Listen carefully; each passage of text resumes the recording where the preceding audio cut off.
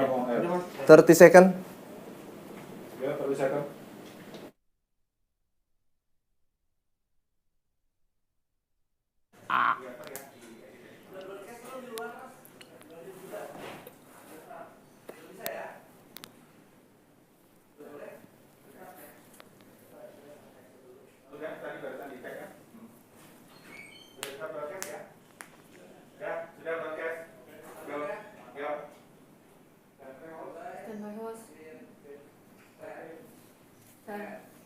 Nine, eight, 7, 6, 5, 4, 3, 2, 1.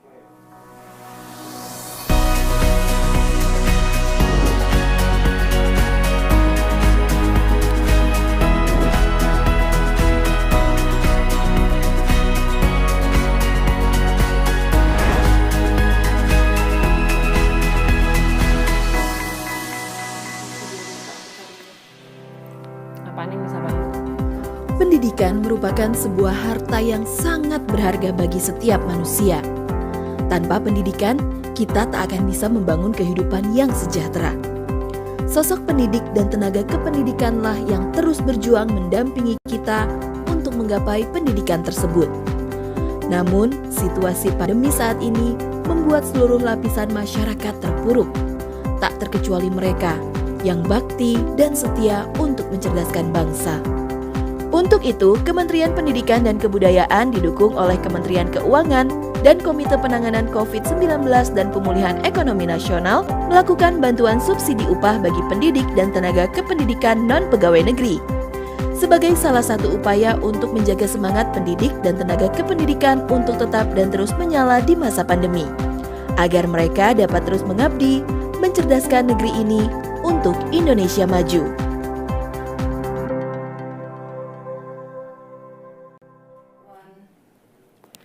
Assalamualaikum warahmatullahi wabarakatuh. Selamat siang dan selamat datang kepada seluruh hadirin dalam acara bantuan subsidi upah untuk pendidik dan tenaga kependidikan non-PNS di lingkungan Kemendikbud tahun 2020.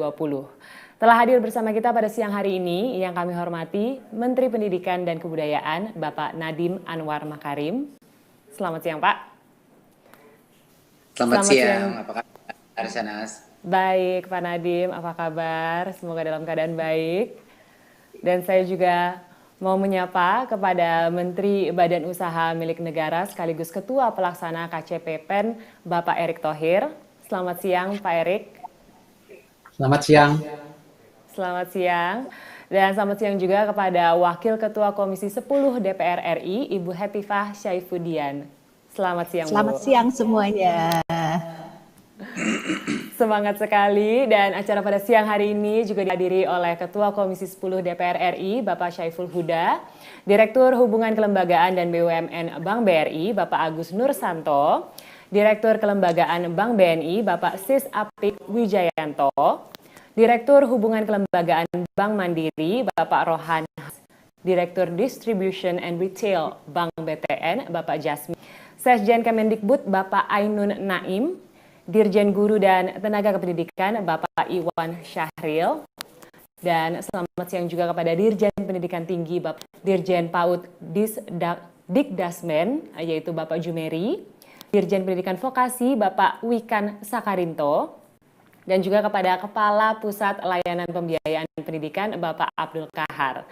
Selamat siang juga saya ucapkan kepada para Kemendikbud, para Kepala Dinas Pendidikan, para perwakilan Asosiasi Guru, dan juga Asosiasi Pendidikan Tinggi, dan para hadirin sekalian. Selamat siang, semoga kita semua selalu berada di dalam lindungan Tuhan Yang Maha Esa.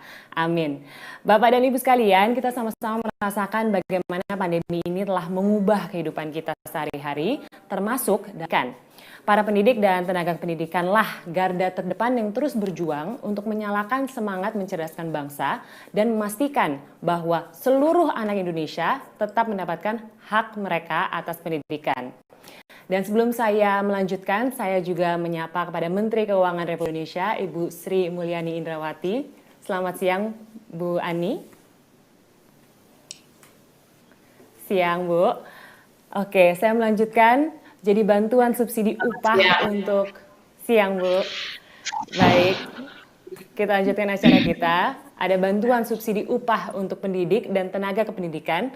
Ini adalah wujud hadirnya negara untuk ringankan beban untuk pendidik dan tenaga kependidikan non-PNS yang terdampak pandemi COVID-19 agar semangat mencerdaskan bangsa senantiasa menyala. Jadi tanpa berlama-lama, berikutnya kita akan mengetahui lebih dalam lagi tentang bantuan subsidi upah untuk pendidik dan juga tenaga kependidikan non-PNS di lingkungan Kemendikbud di tahun 2020 ini. Untuk itu kami mengundang Menteri Pendidikan dan Kebudayaan untuk memberikan paparannya langsung kepada yang terhormat Pak Nadiem Anwar Makarim. Waktu dan tempat kami persilahkan. Terima kasih. Assalamualaikum warahmatullahi wabarakatuh. Saya ingin pertama ucapkan terima kasih atas kehadiran Bapak Menpan RB, Ibu Menkyu, dan Bapak Menek BUMN untuk kehadirannya hari ini yang sungguh mengembirakan bagi ujung tombak pendidikan kita, yaitu para guru-guru honorer dan juga dosen kita. Jadi saya ada sedikit presentasi untuk memaparkan apa saja program bantuan subsidi upah bagi pendidik dan tenaga pendidikan. Jadi ini sangat kabar yang gembira bahwa kita berencana untuk memberikan bantuan subsidi upah ini bagi sekitar 2 juta orang. Sekitar 2 juta orang.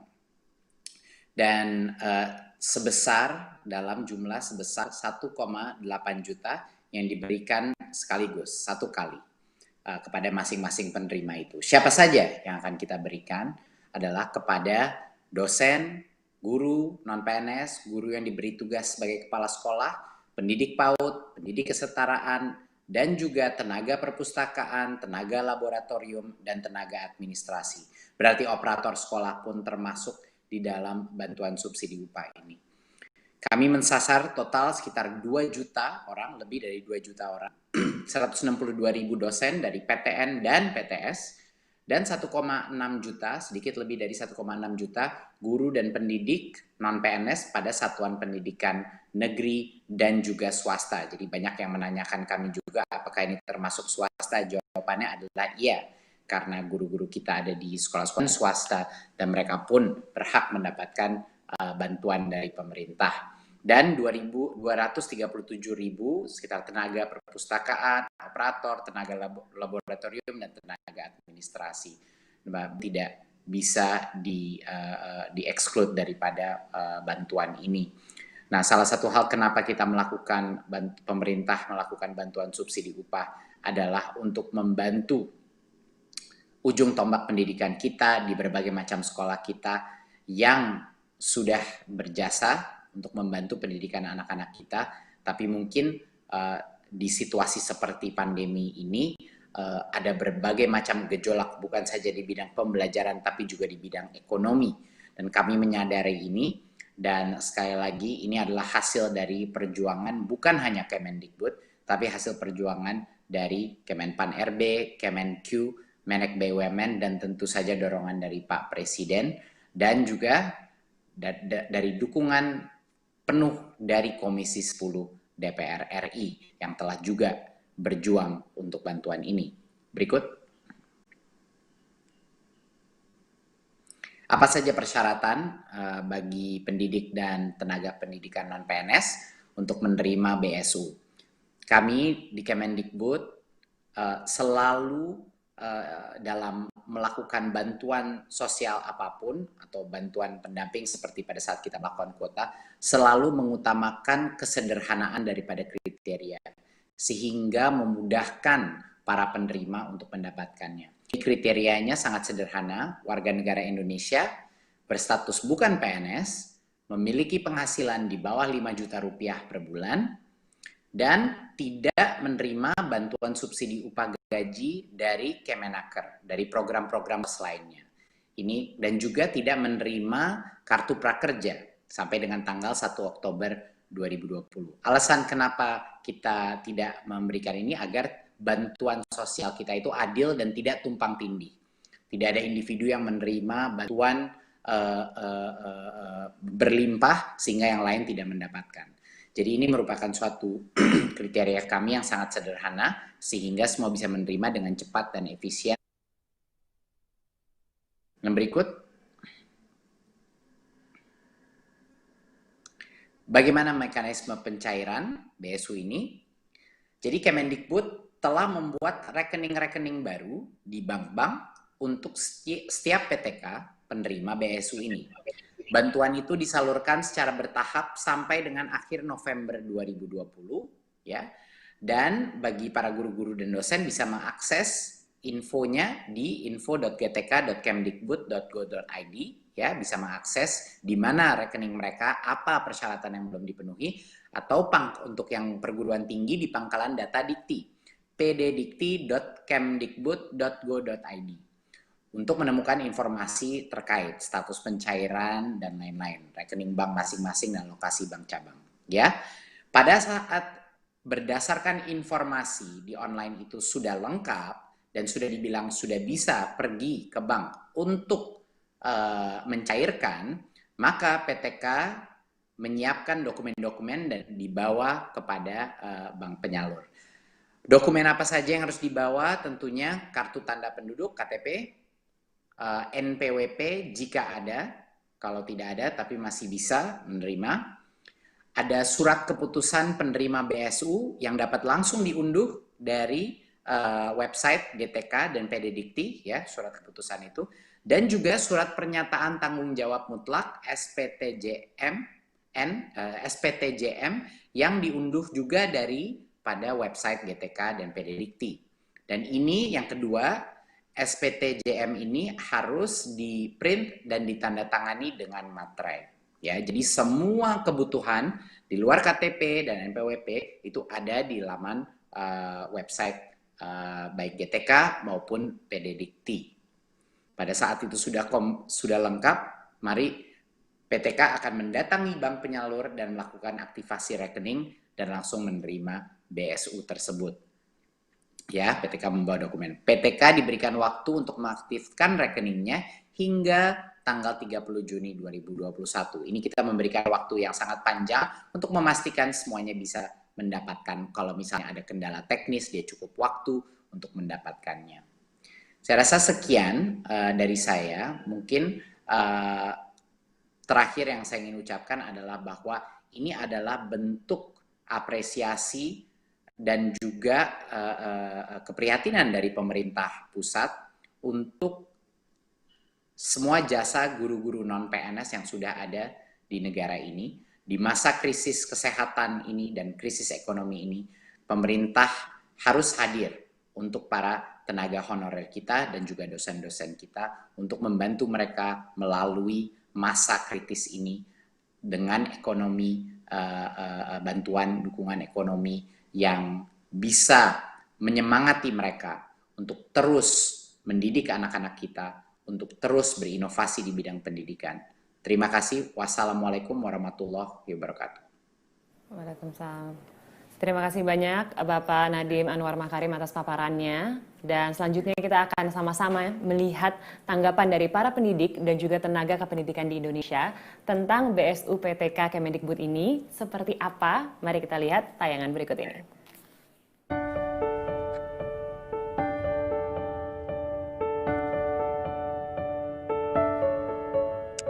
Saya menyambut baik atas kebijakan Menteri Pendidikan dan Kebudayaan yang akan memberikan bantuan subsidi upah bagi para guru-guru non-PNS. Pada saat pandemi seperti sekarang ini, bantuan tersebut sungguh sangat dinantikan oleh para guru dan tenaga pendidikan swasta.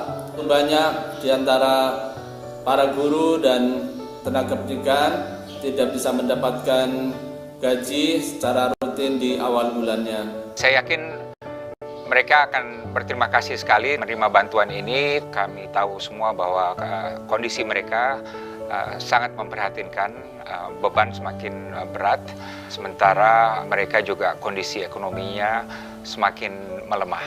Saya kira itu sangat penting dalam upaya mendukung proses pembelajaran tetap berjalan dan mereka bisa berkonsentrasi mengajar tanpa memikirkan asap dapur mereka.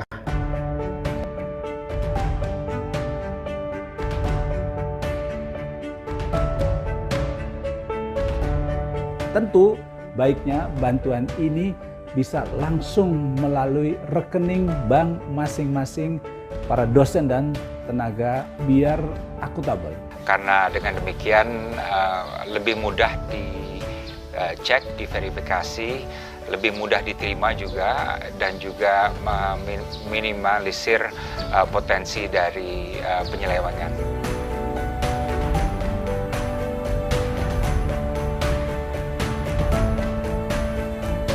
Di masa depan, bantuan subsidi upah tentu saja masih sangat diperlukan, meskipun insya Allah pandemi akan berakhir.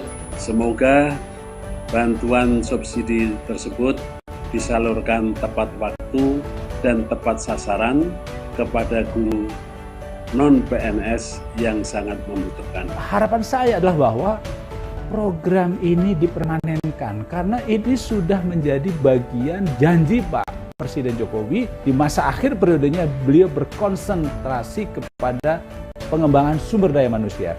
Mesin daripada pengembangan sumber daya manusia adalah guru dan tenaga kependidikan tadi.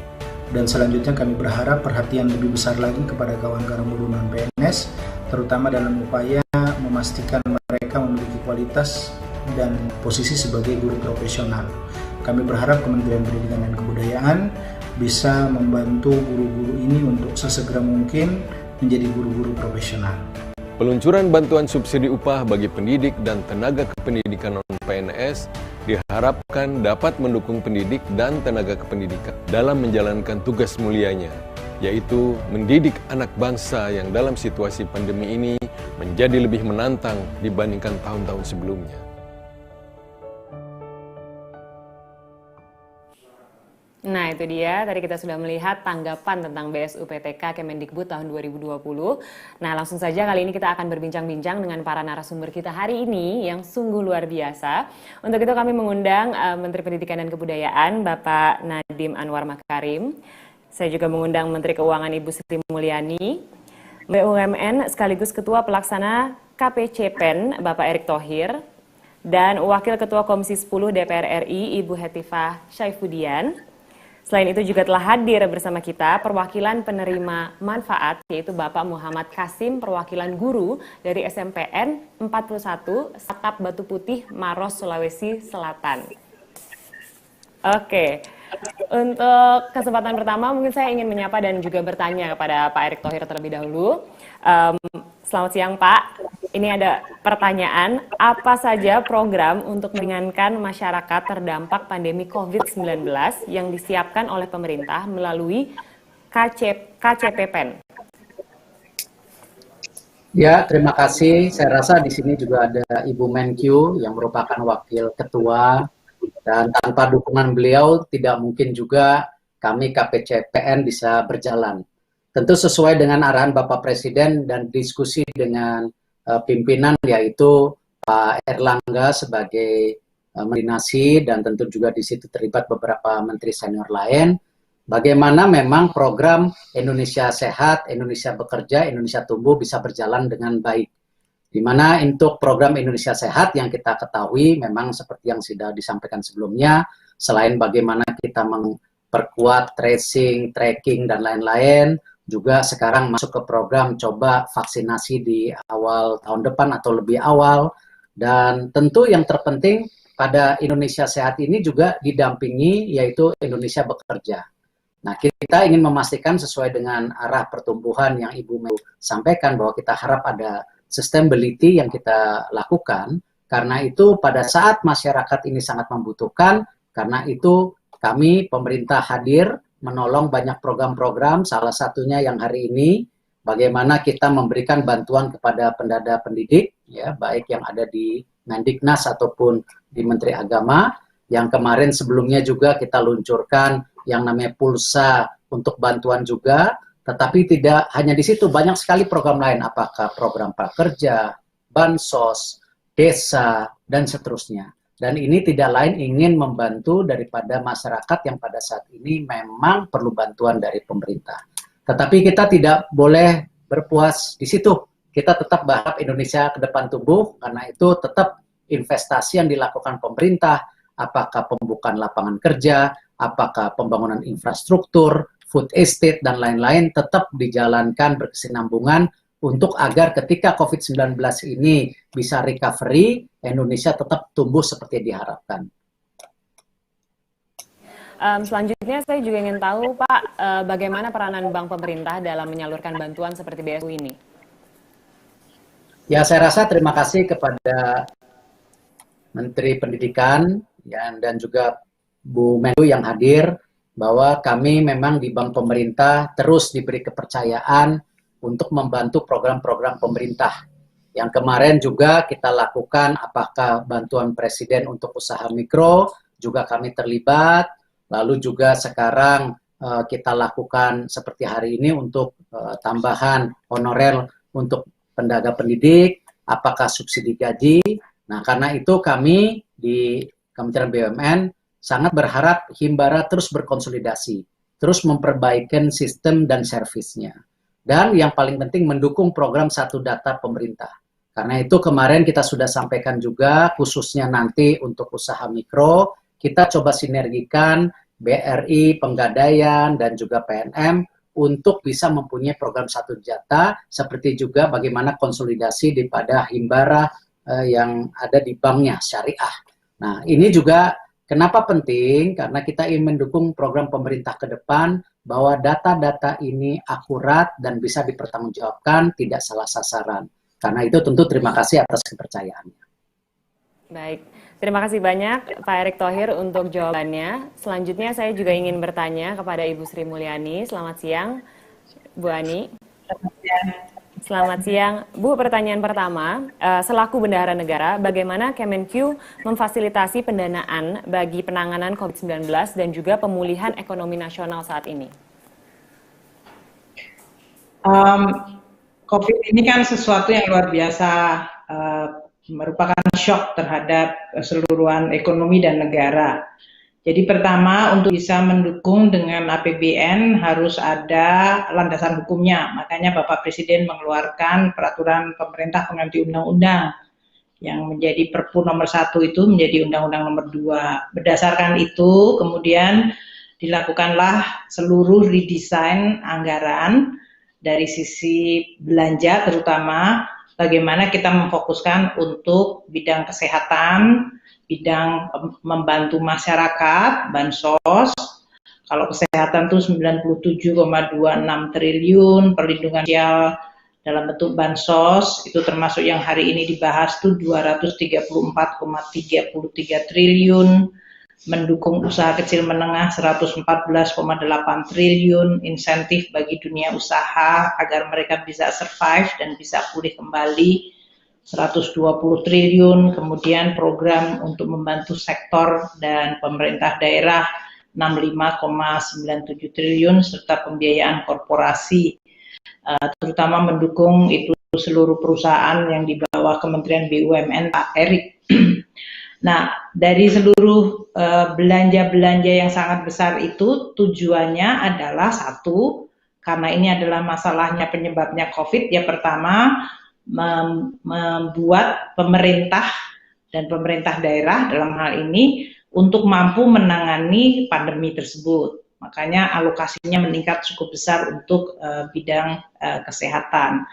Namun yang kedua adalah jangan sampai shock COVID ini menyebabkan masyarakat merosot kehidupannya dari sisi kesejahteraannya, atau kalau mereka kehilangan pekerjaan, mereka tetap mampu untuk bisa memenuhi kebutuhan pokoknya, dan juga untuk kegiatan seperti belajar mengajar. Karena kita tidak bisa berinteraksi secara fisik langsung, namun tidak berarti anak-anak kita tidak boleh kemudian tidak belajar selama sekarang sudah 9 bulan. Oleh karena itu, pemerintah mengeluarkan cukup banyak anggaran untuk tadi membantu masyarakat. Pertama, untuk yang betul-betul 10%, 20% paling bawah, dia mendapatkan tambahan dari mulai uang tunai, bantuan sembako, baik yang di daerah Jabodetabek yang merupakan epicentrum waktu itu, dan kemudian meluas kepada berbagai provinsi lainnya. Juga kalau masyarakat kehilangan pekerjaan di kota, dia pulang ke desa juga dilakukan yang disebut bantalan sosial melalui BLT desa. Itu yang dibuatkan untuk bisa menanggung masyarakat yang perlu mendapatkan dukungan.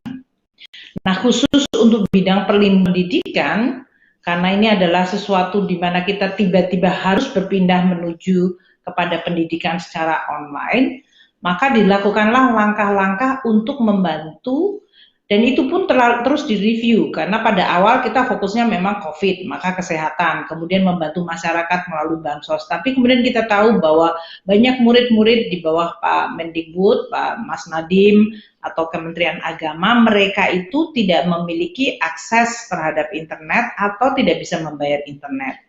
Maka dilakukanlah berbagai langkah untuk membantu masyarakat agar kegiatan belajar mengajar meskipun tidak bertemu secara fisik tetap bisa dilakukan dengan memberikan bantuan internet. Itu yang diberikan kepada seluruh murid di seluruh Indonesia, baik yang di Kemendikbud maupun Kemenak seperti pesantren dan madrasah dan pendidikan agama yang lain. Tidak hanya muridnya, tidak hanya mahasiswa, tapi juga guru dan dosen juga diberikan bantuan dalam bentuk internet ini.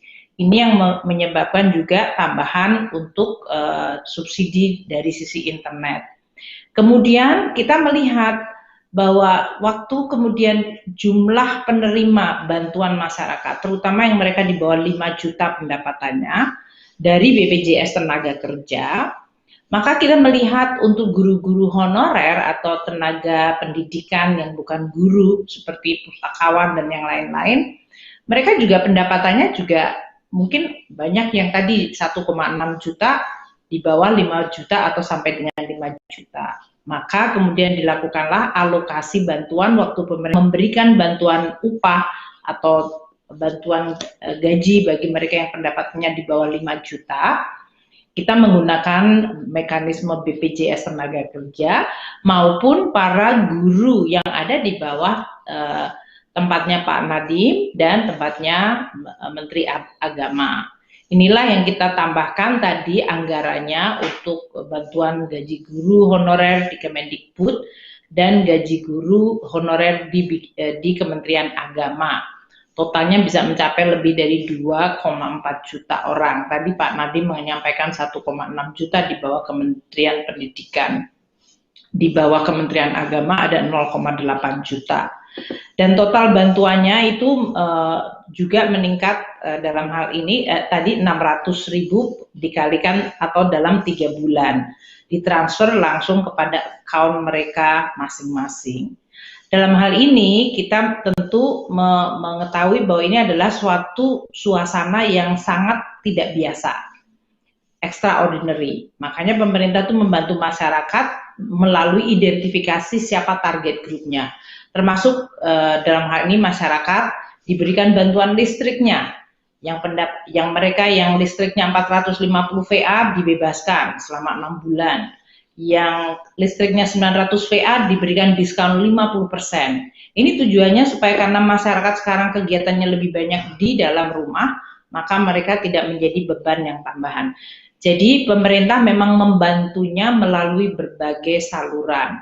Tadi yang dari sisi targetnya masyarakat, yang terutama sangat rentan, yang sangat membutuhkan, diberikan direct atau langsung baik dalam bentuk bantuan tunai maupun sembako. Kemudian untuk UMKM yang sekali itu juga kita berikan dalam berbagai bantuan yang diberikan pada mereka melalui jalur tambahan biaya atau bantuan produktif seperti modal kerja 2,4 juta per UMKM.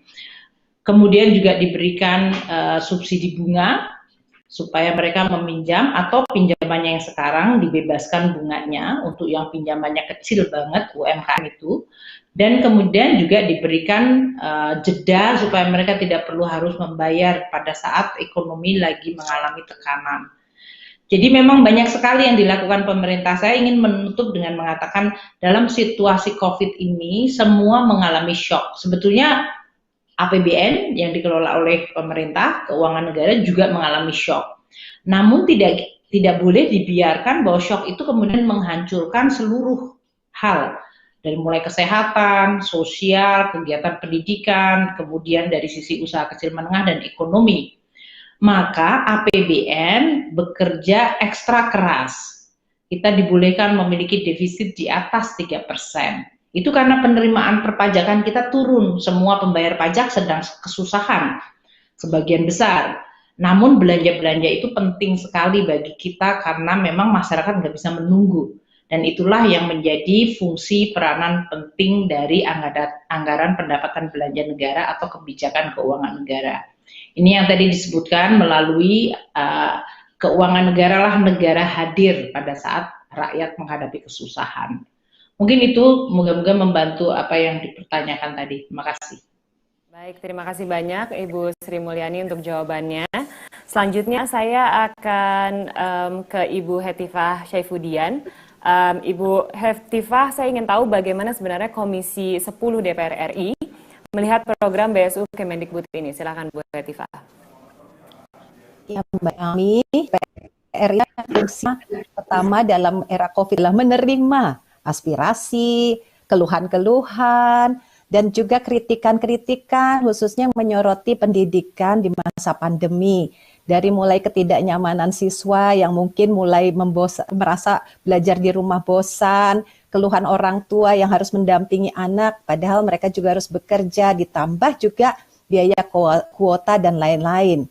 Nah, sudah pastilah ya guru, dosen, dan juga tenaga kependidikan itu menjadi ujung tombak supaya kita bisa memastikan di era pandemi ini hak-hak masyarakat untuk pendidikan yang berkualitas tetap bisa diberikan. Nah, faktanya ternyata sebagian besar dari guru-guru khususnya yang non-PNS, juga dosen yang di swasta gitu ya, terancam juga situasinya dengan pandemi ini. Karena misalnya tenaga honorer bisa jadi pendapatannya tergantung dengan jam mengajar, atau guru-guru swasta yang penghasilannya bergantung dengan biaya siswa sementara orang tua keberatan membayar SPP. Nah, jadi kami merasa bahwa aspirasi-aspirasi yang disampaikan ini memang patut ya untuk direspon dan pemerintah harus hadir. Alhamdulillah kita lega sekali ketika Raker kemarin Mas Menteri menyatakan bahwa program ini akan diluncurkan. Ini ibarat mata air di musim kemarau. Jadi kami mengapresiasi setinggi-tingginya, apalagi Ibu Sri Mulyani dari sisi keuangannya mensupport, kemudian juga Bung Erick Thohir ya, supaya penyalurannya, mekanismenya dipastikan sekarang akan tepat waktu ya, dan juga tidak berbelit-belit. Dan juga mungkin dilayani oleh bank-bank tadi ya, penyalur itu yang dengan mindset baru gitu ya, bukan seperti karena sebagian mungkin dari mereka juga tidak terbiasa berurusan dengan bank. Nah, jadi seperti itu. Namun demikian tentu saja ketika rapat ya kemarin dipimpin oleh ketua kami Pak Saiful Huda ada beberapa catatan ya. Intinya tadi pertama tentu saja soal keakuratan data ya, sumber datanya apa dan sebagainya, supaya itu juga bisa tersosialisasi. Jangan sampai nanti mungkin timbul semacam kegaduhan atau rasa ketidakadilan di kalangan pendidik dan tenaga kependidikan non-PNS akibat ketidakjelasan informasi. Nah, kemudian tadi juga dari testimoni disebutkan kan harapan-harapan terkait dengan akuntabilitas gitu ya. Saya kira apa yang dikemukakan Mas Mendikbud, Mas Nadiem tadi itu bagus sekali. Namun tetap Mas, barangkali ke depan tetap harus ada semacam complaint handling system gitu ya, atau mungkin hotline service untuk membantu para pendidik atau tenaga kependidikan yang mungkin di dalam prosesnya menghadapi kendala-kendala lah, apapun yang mereka ingin tanyakan itu kemana gitu kontak yang bisa mereka hubungi. Mungkin ada yang merasa eligible tapi tidak ada di dalam daftar, mereka bisa bertanya kemana. Jadi kita belajar dari berbagai program yang sudah diluncurkan, Ibu Sri Mulyani, Pak Erick Thohir, Pak Erlangga Hartarto yang memimpin, sudah banyak pelajaran-pelajaran dan saya yakin best practice dari apa yang sudah dilakukan itu bisa menjadi masukan. Dan tentu saja kami harap dana ini bisa sampai ke tangan penerima dalam waktu yang cepat karena memang agak mendesak. Dan juga tentu saja kami berharap semangat para guru dan tenaga kependidikan, dosen-dosen ya yang non-PNS ini bisa tetap tinggi, memberikan yang terbaik bagi siswa walaupun banyak tantangan-tantangan yang tidak mudah yang masih harus kita hadapi. Terima kasih banyak untuk tanggapannya Ibu Hetifah dan juga banyak masukan-masukan yang diberikan oleh Ibu Hetifah yang menjadi catatan juga. Terima kasih untuk jawabannya. Selanjutnya saya juga ingin bertanya untuk Bapak Muhammad Kasim, perwakilan dari guru dari SMPN 41 Sapak Batu Putih Maros, Sulawesi Selatan. Ya, Pak Kasim, saya ingin tahu bagaimana pendapat Anda mengenai program ini dan seberapa penting menurut Anda bantuan yang diberikan pemerintah dalam meringankan beban di masa pandemi ini? Ya, terima kasih. Jadi mengenai bantuan ini, saya pribadi salah satu yang mendapatkan bantuan dan saya sangat bersyukur sekali dengan adanya bantuan ini. Sebagai pendidik non-PNS, mudah-mudahan saya berharap bantuan ini berkelanjutan, berkesinambungan sehingga kami yang non-PNS mendapat penghasilan tambahan dari insentif dari dana BOS di sekolah. Oke, baik Pak Kasim, terima kasih untuk jawabannya. Selanjutnya saya akan memberikan kesempatan untuk Pak Nadiem untuk bisa bertanya kepada Pak Kasim. Silakan langsung saja Pak Nadiem.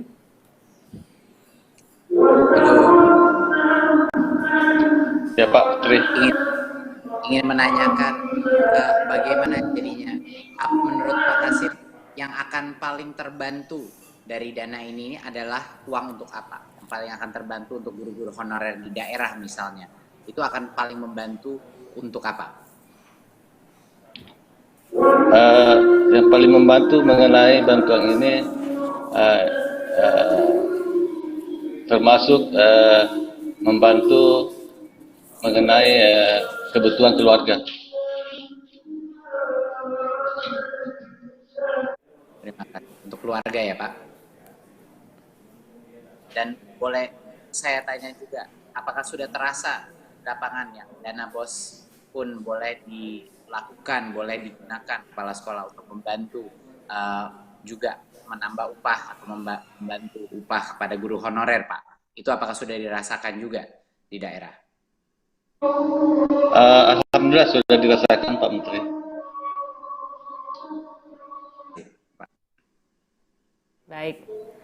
Baik, apakah sudah cukup Pak Nadiem pertanyaan yang diberikan ke Pak Kasim? Baik, terima kasih banyak dan tidak terasa juga sesi bincang-bincang kita siang hari ini sudah berakhir. Begitu banyak informasi yang bisa kita dapatkan mengenai BSU, PTK, Kemendikbud yang tentunya kita harapkan dapat berjalan dengan lancar dan harapan dan rencananya juga bisa berjalan dengan baik. Sekali lagi saya ucapkan terima kasih para panelis kita hari ini. Ada Bapak Nadiem Anwar Makarim, Ibu Sri Mulyani, Bapak Erick Thohir, Ibu Hetifah Syaifudian, dan juga Bapak Muhammad Kasim. Terima kasih atas waktunya dan juga semua informasi yang sudah diberikan. Saya persilakan untuk para panelis yang terhormat untuk meninggalkan acara pada siang hari ini dan melanjutkan agenda selanjutnya. Tapi saya minta untuk Bapak Nadiem Anwar Makarim, saya mohon untuk tetap tinggal di tempat karena sebentar lagi kita akan langsung masuk ke sesi tanya jawab dengan teman-teman media. Untuk itu saya juga mengundang Sekretaris Jenderal Kemendikbud, Bapak Ainun Naim, untuk bergabung bersama kita di sesi tanya jawab siang hari ini. Halo Pak Ainun, sudah bergabung bersama kita ya? Selamat siang Bapak. Oke, dan untuk pertanyaan pertama kita akan langsung saja masuk ke sesi tanya jawab. Ini ada pertanyaan dari Harian Kompas yang senada dengan RRI. Pertanyaannya, bagaimana kriteria, syarat, dan mekanisme penyaluran bantuannya? Apakah untuk semua guru swasta dan guru honorer tanpa terkecuali? Karena ada juga guru swasta terutama di sekolah-sekolah elit yang tidak ada masalah dengan penghasilan mereka. Silakan saya berikan kesempatan untuk Pak Menteri terlebih dahulu. Terima kasih. Seperti yang saya sebut tadi, kriterianya itu sangat jelas bahwa dia itu guru non-PNS yang punya penghasilan di bawah 5 juta rupiah.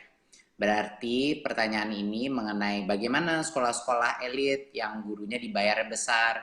Kalau mereka dibayar di atas 5 juta, mereka tidak boleh menerima bantuan upah ini. Dan semua guru swasta dan guru honorer non-PNS yang di bawah 5 juta itu bisa menerima. Jadi untuk ini bukan hanya guru honorer di sekolah negeri Ini adalah untuk semua guru non-PNS yang ada di Indonesia di saat ini. Jadi benar-benar demokratis dan merata dan adil, dan bagi yang sudah mencukupi tidak boleh mendapatkan.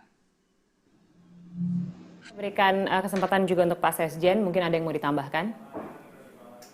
Sudah cukup, Mbak. Hanya mungkin beberapa butir saja, bahwa mereka tidak menerima bantuan dari Kementerian Ketenagakerjaan sampai dengan 1 Oktober. Dan juga tidak ikut program kerja. Baik.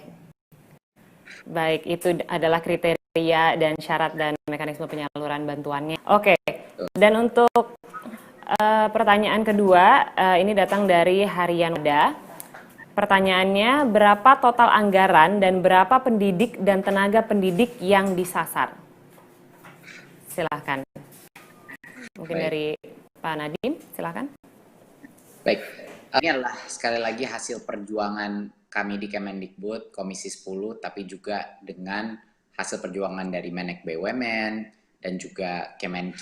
Kami berhasil menyiapkan anggaran sebesar 3,6 triliun, 3.622.517.600.000 rupiah ya. Jadi kira-kira sekitar di atas sedikit 3,6 triliun. Ini adalah untuk total sasaran sebesar 2.034.732 orang. Yang terdiri dari yang paling besar tentunya 1,6 guru dan pendidik di satuan pendidikan negeri dan swasta ya, non-PNS. Dan yang kedua terbesar adalah untuk 237.623 tenaga perpustakaan, tenaga laboratorium, dan tenaga administrasi, di mana operator sekolah termasuk di sini. Dan yang ketiga adalah 162.277 dosen di PTN dan PTS. Itu totalnya yang itu sasaran kita yang akan diberikan. Pak Nadiem, untuk jawabannya mungkin ada yang mau ditambahkan lagi dari Pak Ainun, silahkan. Sudah cukup, Mbak. Oke, baik. Kita lanjut ke pertanyaan ketiga, ini datang dari LKBN Antara. Pertanyaannya, kapan rencana realisasi pencairannya? Silahkan Pak Nadiem. Mungkin ini Pak Sekjen lebih tepat, lebih detail. Pak Sekjen. Ya, jadi pencairan sudah mulai bisa dilakukan sekarang, bulan November, Desember ini. Namun para pendidik dan tenaga pendidik itu punya kesempatan sampai dengan 30 Juni tahun 2021 ya untuk mengaktifkan rekening dan mencairkannya. Bisa dilakukan pencairannya ya Pak? Ya. Saat ini, oke. Pertanyaan terakhir pada siang hari ini datang dari Tempo. Bagaimana Kemendikbud bisa menjamin BSU tepat sasaran? Baik, terima kasih. Pemberian bantuan ini kan tujuannya untuk melindungi, mempertahankan, dan meningkatkan kemampuan ekonomi pendidik dan tenaga pendidikan kita ya, karena terdampak corona ini. Jadinya beberapa langkah yang kita pastikan bahwa ini tepat sasaran. Kita memastikan ini calon penerima terdaftar dulu di data pokok pendidikan dan PD Dikti. Itu dulu, berdasarkan Dapodik dan PD Dikti. Dan itu semuanya berbasis data dan online. Kami memverifikasi data tersebut ya dengan data Kemendikbud dan data penerima bantuan subsidi upah atau gaji dari Kementerian Ketenagakerjaan. Ini agar tidak tumpang tindih dengan bansos lainnya yang dilakukan. Bansos BPJS, bansos prakerja, dan lain-lain ya. Itu agar tidak tumpang tindih. Inilah yang kita maksudkan tepat sasaran. Artinya yang benar-benar belum menerima bantuan dari pemerintah pusat sebelumnya. Ya kan? Dan juga calon penerima harus menandatangani surat pernyataan tanggung jawab mutlak SPTJM yang sebenar-benarnya, dengan sebenar-benarnya jika berpenghasilan 5 juta atau lebih tidak bisa memproses bantuan. Dan kalau dia tidak jujur mengenai itu, lalu bisa diambil tindakan hukum. Berarti untuk yang sudah mapan di sekolah-sekolah di mana gajinya di atas sebesar itu, dia tidak bisa menerima, tidak diperkenankan untuk menerima. Dan jangan lupa, bukan hanya tepat sasaran, tapi juga harus efisien. Dan metodologi pengiriman kita dan dokumentasi di mana semua dokumennya itu ada di laman website kita, PD Dikti maupun juga di websitenya GTK, sudah jelas. 2 formulir yang harus dibawa tinggal di print, Satu harus ditandatangan dengan materai, satu tinggal dibawa, dan semua detailnya ada di website tersebut. Jadi tidak membutuhkan persetujuan dari siapapun lagi, tidak dari kepala sekolah atau kepada dinas. Guru itu bisa langsung secara online mengunduh dan memprint dokumen tersebut, dan kalau sudah semua ketentuannya sudah siap, dia bisa langsung pergi ke bank untuk mencairkannya. Dan tentunya Kemendikbud melakukan pengawasan internal dan oleh auditor internal dan pengawasan eksternal oleh BPK untuk memastikan kita selalu didamping dalam proses ini. Dan untuk semua pengaduan terkait isu bantuan ini bisa disampaikan di Unit Layanan Terpadu ULT Kementerian Pendidikan dan Kebudayaan. Inilah hotline kita, call center kita, di mana semua isu ini bisa diselesaikan melalui unit layanan terpadu kita. Baik, terima kasih untuk jawabannya Pak Nadiem. Mungkin ada yang mau ditambahkan dari Pak Ainun, silakan saya berikan kesempatan. Sudah cukup, Mbak. Oke, baik. Terakhir pertanyaan untuk Pak Nadiem. Pak Nadiem, apakah ada pesan-pesan untuk para penerima BSU Kemendikbud? Terima kasih. Yang pertama adalah dari awal masa jabatan saya dan tim saya selalu berkomunikasi bahwa kita adalah Kementerian Pendidikan Kebudayaan Republik Indonesia, bukan Kementerian Pendidikan untuk sekolah negeri. Dan kita bukan hanya menyebut itu sebagai suatu filsafat saja, tapi kami terapkan dalam berbagai macam kebijakan kita yang berpihak kepada guru-guru swasta dan guru-guru non-PNS honorer yang ada di sekolah-sekolah kita. Yang pertama kita lakukan dari awal masa krisis ini adalah kita langsung melakukan proses pentransferan dana BOS langsung ke rekening sekolah, agar banyak sekali sekolah-sekolah kita menerima uangnya tepat waktu.